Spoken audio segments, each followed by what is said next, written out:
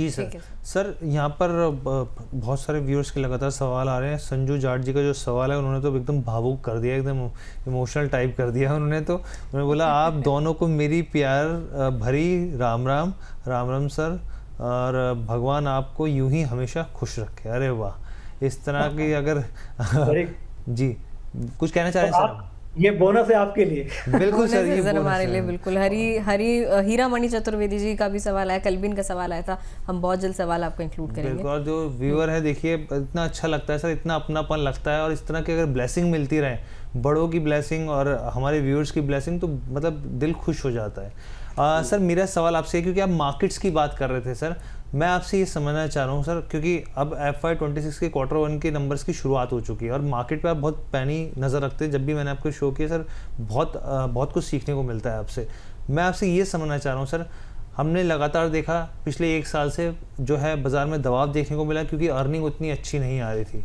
अभी भी यहाँ पर जो शुरुआत हुई है, चाहे आप TCS की बात कर लीजिए, यहाँ पे टाटा एलेक्सी की बात कर लीजिए, एडा की बात कर लीजिए, जो तमाम नंबर्स आ रहे हैं यहाँ तक कि जो आप विप्रो की बात करें, ADGR जो देखने को मिला, वो भी हमें बहुत ज़्यादा दबाव में देखने को मिला है। तो अर्निंग को लेकर बहुत ज़्यादा स्थिति पॉजिटिव दिख नहीं रही।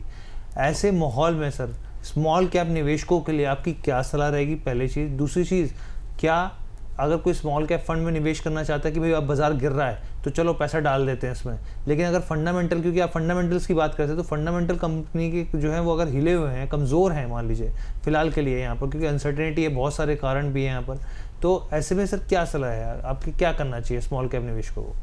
देखिए, अभी इस मौजूदा सिनेरियो में अगर आपको निवेश करना है तो मेरी सलाह रहे कि आप फ्लेक्सी कैप जैसे फंड में निवेश करें, अगर आपके लॉन्ग टर्म गोल हैं।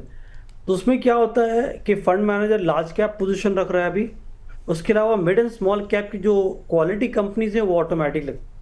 लेकिन अगर आप सिर्फ स्मॉल कैप में निवेश करते हैं तो फंड मैनेजर के पास 2 चैलेंज है। एक, अगर फंड बड़े साइज का, अब उसको मैं बाद में आऊँगा, लेकिन अगर नॉर्मल साइज का भी फंड है तो उस फंड मैनेजर को 50 से 60 कंपनीज में निवेश करना पड़ेगा। और क्योंकि ये स्मॉल कैप कंपनी है, ये फंड मैनेजर क्या करते हैं, थोड़ा और कॉशियसली बिहेव करते हैं। ये सोचते हैं कि भाई बहुत ज़्यादा एक्सपोजर नहीं लेंगे। तो स्मॉल कैप अधिकतर फंड देखेंगे ना, उनके जो नंबर ऑफ स्टॉक्स होते हैं उस फंड में 50, 60, 70, इवन 100, 150 स्टॉक्स होते हैं। वो अपने बेट्स को बहुत थिनली डिस्ट्रीब्यूट करते हैं। तो अब इसका ये कारण ये है कि अब ऐसे मार्केट में जहां पर अनसर्टेनिटी बहुत है, अगर आप स्मॉल कैप मार्केट में चेज कर रहे हैं रिटर्न, तो वो फंड मैनेजर के हाथ थोड़े बंधे हैं। तो वो अच्छी क्वालिटी तो लेता ही है, उसके बाद उसको थोड़ी क्वालिटी डाइल्यूट भी करनी पड़ती है, क्योंकि वो पैसा फिर निवेश कहाँ करेगा। तो ये से मार्केट में ये चैलेंज आता है।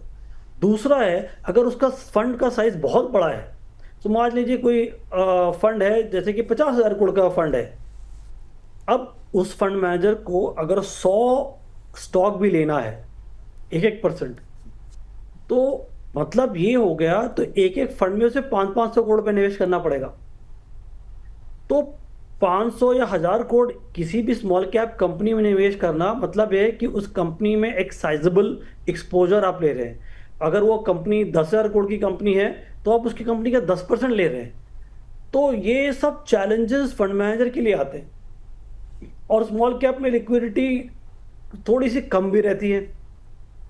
तो ये सब सिनेरियो को देखते हुए और मौजूदा जो कॉर्पोरेट अर्निंग का सिनेरियो है, मार्केट सिनेरियो है, उसको देखते हुए मेरी एडवाइस रहेगी कि अगर आपके पास बहुत लंबे समय का पैसा है और आप SIP के ज़रिए निवेश करना चाह रहे हैं, तो बिल्कुल कर सकते हैं आप, और आपके रिस्क प्रोफाइल एग्रेसिव है। ये 3 क्राइटेरिया मैं कह रहा हूँ, लंबे समय के लिए, SIP के ज़रिए, और आपका रिस्क प्रोफाइल एग्रेसिव है, तो बाय ऑल मीन्स आप SIP में आप SIP करिए लॉन्ग टर्म के लिए।